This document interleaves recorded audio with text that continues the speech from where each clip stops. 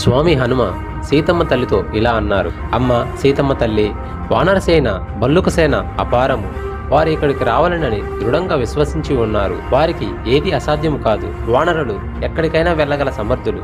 వానరులు ఆకాశంలో కానీ, నేల మీద కానీ, నీటిలో కానీ ప్రయాణం చేయగల సమర్థులు. వారు ఏ పని చేయడానికైనా వెనుకాడరు. వానరసేనలో నాకన్నా మేధావులు, పరాక్రమవంతులు ఎంతో మంది ఉన్నారు. నాకన్నా తక్కువ వాడు వానరసేనలో ఎవడూ లేడు. నేనే ఎగురుకుంటూ సముద్రమును దాటి వచ్చానంటే ఇంకా మిగిలిన వానరుల మాట చెప్పాలా అమ్మా? నీకు ఒక విషయం తెలుసా? ఇలా వెతకడం లాంటి చిన్న చిన్న పనులకు నాలాంటి చిన్న చిన్న వాళ్ళని పంపుతారు కానీ శ్రేష్టమైన వారిని పంపరు కదా. కాబట్టి నీవు విచారించకు.